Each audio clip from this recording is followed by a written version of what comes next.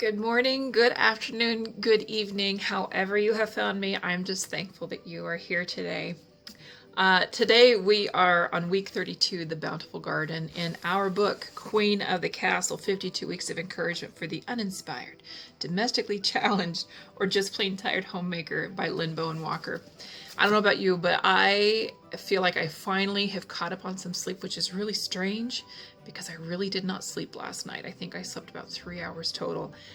But I'm just excited. I'm excited about so many things. God is working in ways in our lives that just blow my mind. Well, back to the garden. My husband is the gardener in our family, and at our previous house, the last video I recorded there, I showed you some of the fruits and vegetables that came from the yard. And I do miss that, but knowing where I'm at right now, I have no time right now to be gardening, to be picking or doing those types of things. We did bring over some zucchini, and I thought, oh my goodness, I need to do something with that.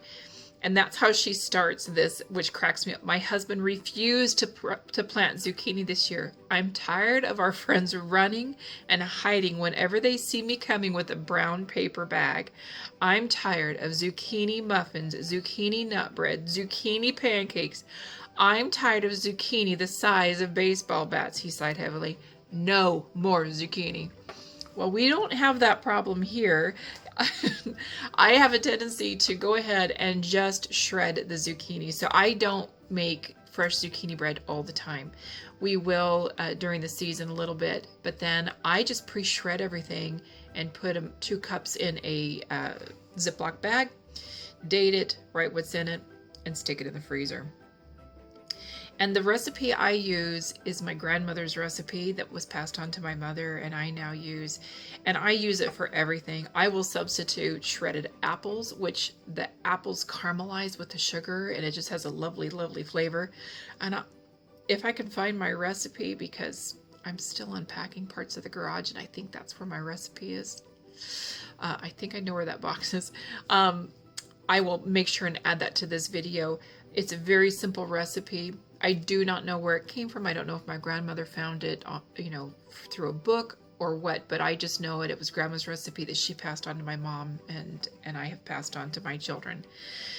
So, but yes, back to the zucchini. Pre-shred 2 cups of anything. Zucchini, apples.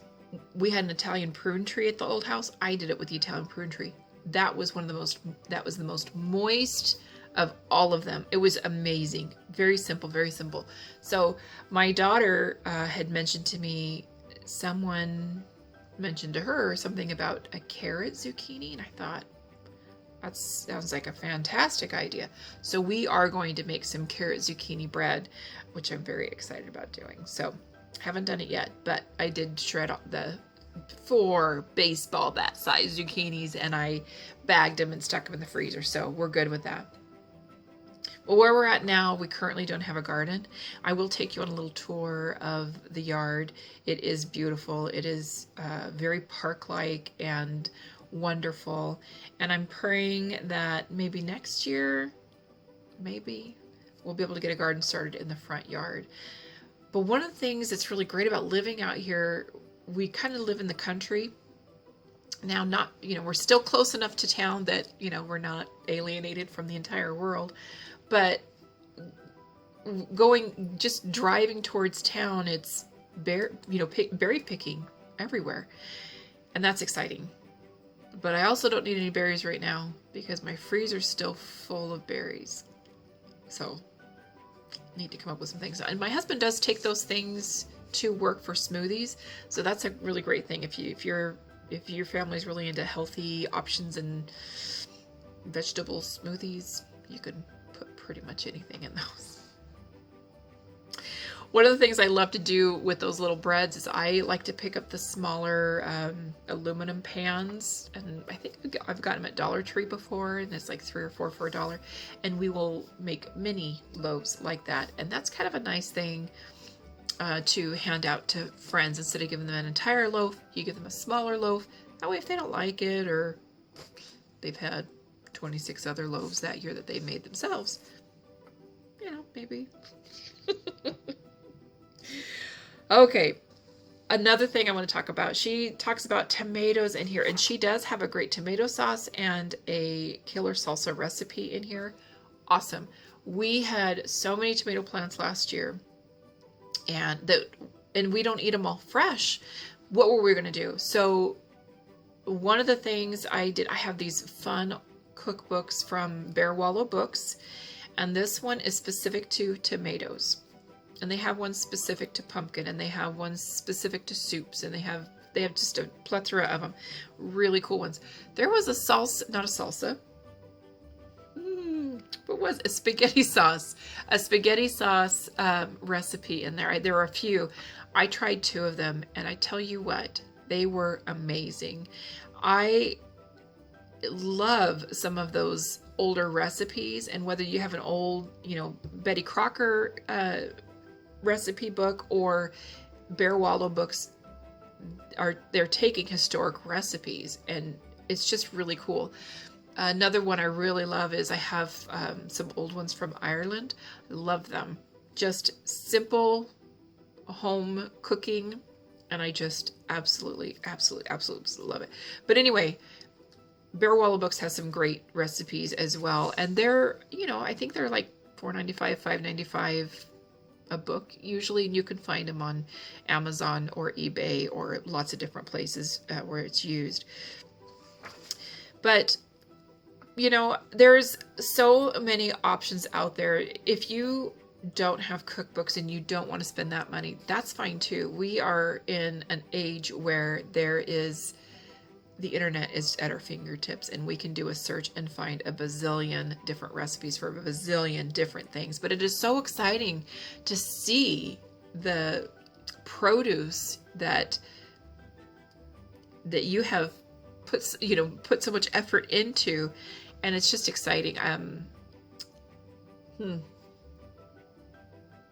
She's got something about herbs in here. I've never had an herb garden, and but my daughter does, and she's done that, and it's really neat how she's been able to do that. And it doesn't seem difficult, but I'm really not a green thumb. So I'm going to go ahead and take you on a tour of my beautiful yard, and that is going to be it for this week's lesson. More than anything, I just wanted to share some of the things that I have loved over the years with our gardens, what I miss, but right now realize I can't get to, and I'll show you my canning shed too, which I'm super excited about because next year will be some canning again. So here I am. I've just walked out of my office space, and I'm going to try to be careful because I know that when I'm walking with this, I get some of that sound, but it's not so fun. But this deck has 3 layers, which is our three tiers, I guess. And so here is our 3-car garage that is full of stuff that some of it's going away. Back here, that little shed back there is going to be my canning shed. I'll take a walk down there. But here is the yard. My son put up a hammock. We've got these gorgeous ferns, but there's all of this. Here's our deck up here. It's wonderful. But with the, we have a sprinkler system here. He put up his hammock and then it got wet. So give me just a second. I'm going to step on down and take you over to the canning shed. Okay, so I came up to the top tier and I'm coming on down. Now under our deck here we have a little family of bunnies, and that's been neat to discover that we have a little bit of wildlife. It's 2/3 of an acre, so and my husband is going to be working on mowing the grass, but it is a little jaunt down here, and it's just very park-like. They just did such a beautiful job maintaining it. But yeah, all the way back to the fence. You see that we have neighbors, so but here is my wonderful little canning shed. Not completely unpacked yet because you know, I've been focusing on the house, but isn't this amazing? It's just a little shed. Not sure what they had there, but we'll figure something out. There's always something. There's a little corner over here too. But yeah, and a deep sink. Here's my husband's shop. He's not quite sure what to do with it yet. He has so much room in there that he's never had before. But you kind of need it when you have a yard this size. And of course with the country you get other wildlife. So we have some moles that he is trying to, looks like one redug. Well, I hope you've enjoyed this little tour of my backyard. And we're wanting to keep it open. That way, if we have family events, we have a nice open space. The dog doesn't come back here. She uses the front yard as her toilet. So we just want to keep the backyard nice and pristine as best as possible for events. And we're actually going to be, I believe, celebrating my granddaughter's 2nd birthday here this next month, which is very, very exciting that we'll be able to host it here at the house. So again, blessings to you, and I will see you next week.